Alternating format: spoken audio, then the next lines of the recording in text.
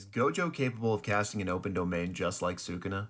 Let's talk about it. But before we do, I gotta give a spoiler warning for my anime onlys. We're gonna have to talk about some stuff deep in the manga, plus I'm gonna be answering some other manga only questions. So we'll see you guys in the next one. So to kick things off, this video was inspired by this question from Ryan over on YouTube, who wants to know if Gojo had seen Sukuna's domain in Shibuya, would he have been able to perform an open domain post time skip?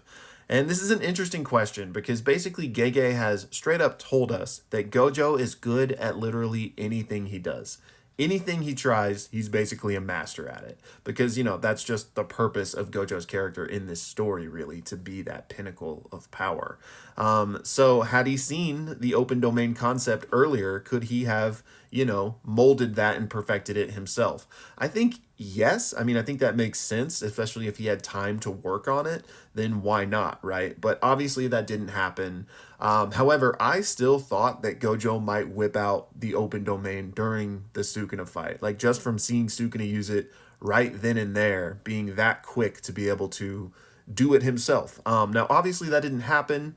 Maybe because it was in the heat of the moment, and as good as Gojo is, he's not that good. Or maybe it just really wasn't necessary for the moment. Gojo did manipulate his domain in other ways and basically got the job done as far as that was concerned. But to answer your question, I guess simply, I think yes. I think Gojo is absolutely capable of that. And who knows, if he's comes back, maybe we could still see it. And our next question is in this exact same vein from Antoine over on YouTube, and he wants to know, what do I consider the more divine technique? The open domain from Sukuna and Kenjaku, or what Gojo was able to do manipulating his domain in the fight with Sukuna? And quick point of clarity here, that domain where Gojo swelled it up real big in size and then shrunk it down, he didn't actually encompass Sukuna's full domain. So when it got real big, it didn't get big enough to fully match Sukuna's. So I think that inflation was just like a product of the shrinking that then happened. It was just like part of the spatial manipulation that he had to do to make it real small. And the reason we know this is because even that tiny domain did eventually get shattered from the outside by Sukuna's domain. So which, implies that Sukuna's was still bigger and still outside of it, right? But nonetheless, it got the job done. So I think this just is a demonstration of Gojo's genius, right? Like, he is able to counter and stand up to this divine technique of an open domain. So it's almost like, divine talent, which I don't want to boil this down to talent versus hard work. So like, that's not what I'm saying, but like in the vacuum of this example, like the talent of being able to do an open domain versus the hard gritty work of just getting in there and getting the job done. So I would say the open domain is more divine, but Gojo's clearly him as well. And while we're still on the subject of domains, I've got this question from Horton over on YouTube. Feel free to pause and read the whole thing, but it's essentially asking for what is the distinction between a simple domain and a domain expansion? Like, where is the line in the sand? And so first off, simple domains are just simple barrier techniques, right? Simple's kind of a misnomer because not everyone can do them. They are some level of difficult, right? But they are simple barrier techniques with certain binding vows or rules implemented into them. A domain expansion is another thing entirely. It is the act of manifesting your innate domain into reality. And again, your innate domain is kind of just like the embodiment of you. It's kind of like your soul. It's not your soul specifically, but it's kind of like it.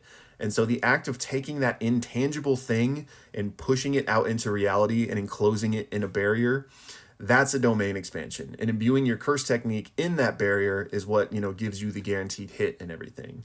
So that is, on a whole other level of playing field in terms of difficulty. Simple barrier technique, making an intangible thing tangible in reality, right? So the domain expansion is where you can imbue your curse technique. I don't think you could imbue your curse technique in a simple barrier.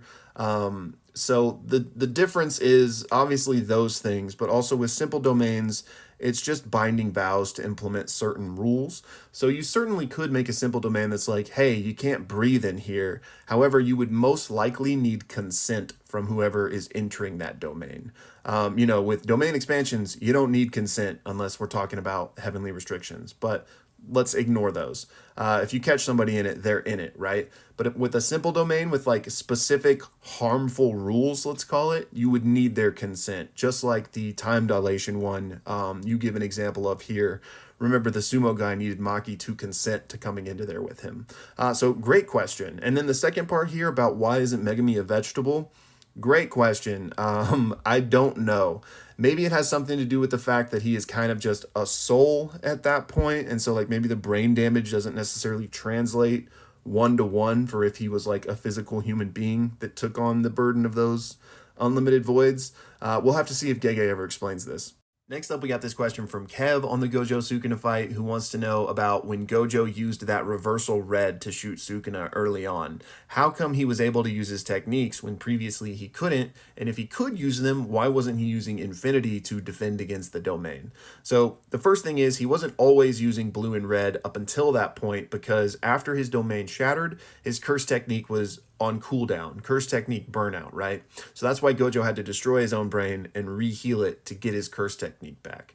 Now, why he didn't then start using Limitless as well is because he was still in Sukuna's domain, which means Sukuna's sure hit effect was in effect, and even Limitless won't stop that. Our next question comes from Isaiah, who wants to know why Sukuna used Maharaga instead of Domain Amplification versus Gojo. And the answer is Sukuna did use Domain Amplification versus Gojo. He does it several times throughout the fight. You can see it especially at the beginning of the fight, before the domains started coming out. Sukuna is using Domain Amp on some of his attacks to get through Infinity. So as to why he just didn't fully rely on that to beat Gojo and, went to the trouble of getting Maharaga and adapting, in my opinion, it's because he maybe didn't think he could get the job done with simply domain amplification. Now, I'm not going to get into this whole can of worms of did he need 10 shadows or not. I already did a whole video on Heian era Sukuna versus Gojo. Check that out for some more thoughts there if anyone's interested. But yeah, Sukuna used both, and so presumably, logically, you would assume that he probably needed both. Next up, we got this question from Colby on when did Sukuna tame Maharaga? And yeah, for my money, it had to have been off screen. That's the only thing that makes sense given what we know about how the 10 Shadows works. The Shibuya incident wouldn't have counted because you cannot have outside help in a subjugation ritual. So Sukuna killing Maharaga then for Megumi would have nullified the ritual. So it had to have been off screen. Just like Morning Tiger's subjugation would have had to have been off screen because we know Megumi didn't have that Shikigami in his arsenal. So maybe we'll get to see that at some point, but at this point in the story, I don't really see Gege wasting pages on just showing us Sukuna one-shot Maharaga again. Next up, we got a couple of questions here from Kumori, and to start with this top one, he's basically asking, what if the entire cast at full power had all jumped Sukuna together? Would that have changed anything? So let me say yes and no. So to begin, if we're going to include Gojo, like you mentioned here, Gojo is not good when he's got other people around him he has to worry about. This point is made explicitly several times in the manga, right? Gojo is most powerful when he's alone. For example, that hollow purple that he pulled off at the end of the fight, he wouldn't have been able to do if others were around because that would have killed them, right? But the fight would have never even gotten to that point if everyone was there because Sukuna could have just run around and killed everybody else, which would have made Gojo weak as he tried to protect them, creating openings in himself, right? So Gojo plus everyone, I don't think would have been any better. Gojo by himself was the best shot. However, once Gojo went out, if everyone had focused on Sukuna, I think their chances would have been better. Like if Kashimo plus Akotsu plus Maki plus Yuji plus Higuruma, like we threw the whole, kitchen sink at Sukuna in that moment, that was probably their best chance. However, like that scenario doesn't exist in a vacuum, right? Because Kenjaku is still out there. The merger is still this imminent looming threat that needs to be dealt with. Not that killing Kenjaku ends the merger, because it doesn't. But it still was a threat that needed to be dealt with. So with the cards they had, they decided to send Akotsu after Kenjaku with Takaba. And, the story's played out as it's played out. And for your next question here on what I would change if I could change something. And honestly, nothing. This is Gege's story. I've loved it. I'm here for it. I want to see what he's got cooked up. Are there some things I've liked more than others? Of course, but I honestly wouldn't change anything, except maybe giving Toto a little more screen time. For your third question here, I'll address it with the next one. And finally, y'all, we got this question from Tidal, who is similarly asking me about what I think might happen at the end of this story. But specifically here, what if Sukuna, clutches versus the rest of the cast?